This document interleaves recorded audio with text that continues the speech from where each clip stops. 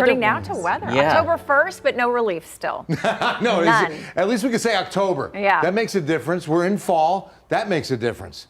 But we'll talk about the climatology and when we can expect a change. Also, a deep dive on what we're expecting in the Gulf of Mexico. Tropics are really heating up. And yes, an air quality health alert today means some weather impact. In fact, our air quality still being compromised as we speak. Let's get outside, show you a beautiful shot of the Quarry Market on this Tuesday night. Our smokestacks are lit unicorn, they tell me, celebrating world diversity.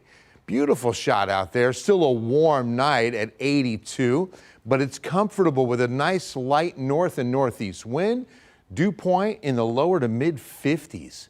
So the air late at night, early morning, very comfortable. To the colorful runways of San Antonio International for our record-tying high today, 97 on the nose. And look at this record we tie from 1893. Barely after we just began keeping records. 87 is where we should be stopping now that we're in October. Better than 97 down at Pearsall, Cotulla, both at 99. How about New Braunfels hitting 98 on this first day of October, 96 at Seguin. But again, it's the lower humidity that was making things a little bit more comfortable this afternoon. All right, let's take a look at October climatology. It's the month where we start with an average high of 87. We'll get there eventually, but we'll finish up on Halloween with an average high of 77. Another good 10-degree drop on the morning lows.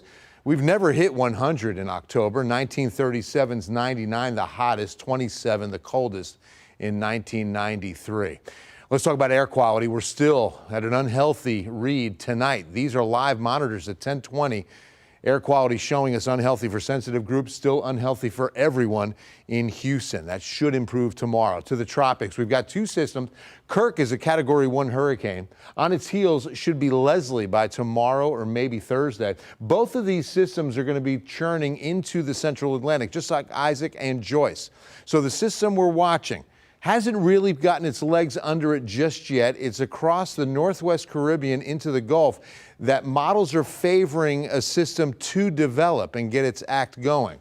Right now, a 40% chance that in the next 7 days, this region develops and produces a tropical storm. Let's take a look at the European model, and you'll see a lot of rain, but not a whole lot of organization. No big counterclockwise spin. This could be a broad area of low pressure and circulation. And you'll notice that we do get some good coastal rains on Saturday afternoon.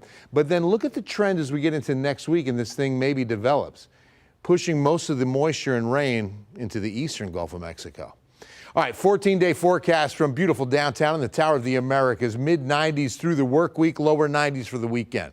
And with that coastal rain, putting a 10% chance in for an isolated shower for us.